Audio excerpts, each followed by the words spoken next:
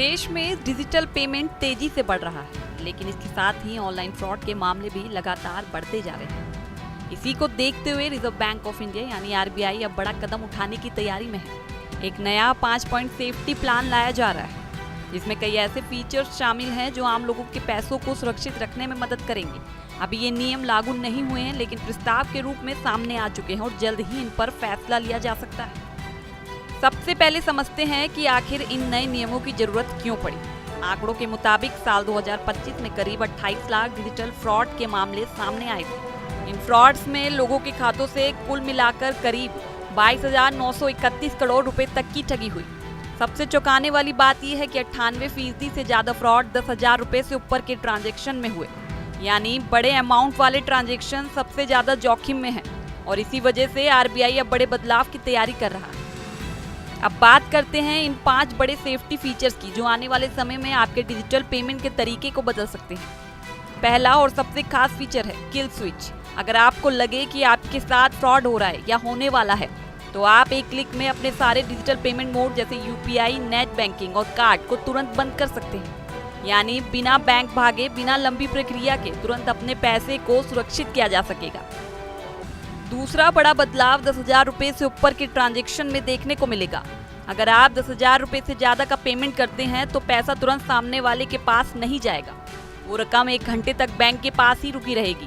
इस दौरान अगर आपको लगे कि आपने गलती से पेमेंट कर दिया है या कोई फ्रॉड हुआ है, तो आप बैंक को सूचना देकर ट्रांजैक्शन को कैंसिल करवा सकते हैं। यानी एक तरह से सेफ्टी ब्रेक मिलेगा। तीसरा फीचर खासतौर पर वरिष्ठ नागरिकों के लिए है। 70 साल से ज्यादा उम्र के लोगों के लिए ट्रस्टेड पर्सन का कॉन्सेप्ट लाया जा रहा है। इसका मतलब ये है कि बड़े ट्रांजैक्शन के लिए उन्हें किसी भरोसेमंद व्यक्ति की मंजूरी लेनी पड़ सकती है।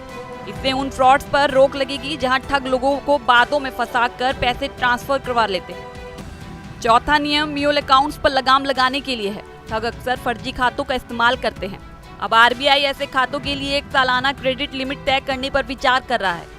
अगर किसी खाते में अचानक बहुत ज्यादा पैसा आता है तो उसे शैडो क्रेडिट में डाल दिया जाएगा।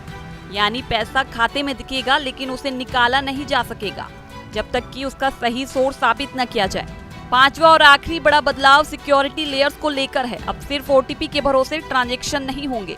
खासकर बड़े अमाउंट के लिए बायोमेट्रिक्स पिन या सिक्योरिटी टोकन जैसे अतिरिक्त सुरक्षा उपाय जरूरी किए जा सकते हैं।